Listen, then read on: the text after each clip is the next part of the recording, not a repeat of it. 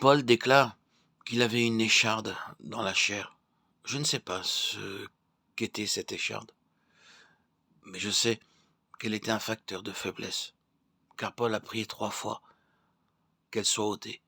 Mais Dieu lui a répondu, « Ma grâce te suffit, car ma puissance s'accomplit dans la faiblesse. » Comment la puissance du Seigneur peut-elle se manifester à la perfection dans un homme faible? C'est aussi cela le christianisme. Le christianisme, ce n'est pas l'absence de faiblesse, ni seulement la manifestation de la puissance divine. C'est la manifestation de la puissance divine dans la faiblesse humaine. Le christianisme ne fait pas de nous des êtres angéliques, mais des êtres humains dans lesquels la faiblesse n'empêche pas la puissance divine de se manifester. Illustrons cela par un exemple. Il y a un certain temps, j'ai été très sérieusement malade. Au cours des 2 premiers mois, j'ai passé 3 radiographies. Et à chaque fois, le diagnostic était très grave. J'ai prié, j'ai cru. J'avais espéré que Dieu me guérirait de ma maladie, mais quoi qu'à plusieurs reprises, j'ai pu faire l'expérience de la réalité de sa puissance. La racine du mal demeurait, rendant possible une rechute. J'étais très troublé. Pourquoi la manifestation de sa puissance m'était-elle pas accordée ou qu'épisodiquement?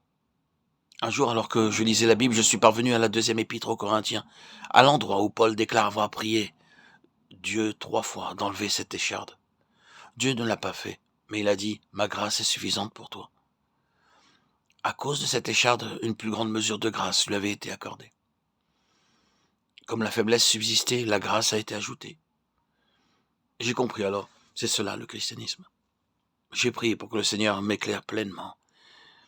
Et la pensée d'une embarcation ne pouvant traverser la rivière à cause d'un écueil s'est présentée à moi. Je priais ainsi. Seigneur, s'il te plaît, enlève cet écueil. Alors, une question m'a été posée intérieurement. Qu'est-ce qui serait le mieux?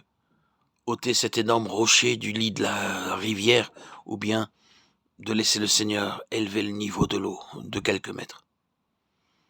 J'ai répondu, il serait préférable que le niveau de l'eau soit plus haut. Depuis ce jour, beaucoup de mes difficultés se sont dissipées. Je n'ose pas dire que je n'ai plus jamais été tenté, mais gloire à Dieu. J'ai découvert qu'il a la capacité d'opérer avec les difficultés sans pour autant les enlever obligatoirement. Le christianisme ne consiste pas à ôter les difficultés, mais à élever le niveau de l'eau de sa grâce. Avez-vous des difficultés? Oui. Avez-vous des faiblesses? Oui. Nous en avons tous. Mais gardez présent à l'esprit que le Seigneur ne se préoccupe pas d'enlever nos faiblesses, ni même de nous conférer une certaine puissance.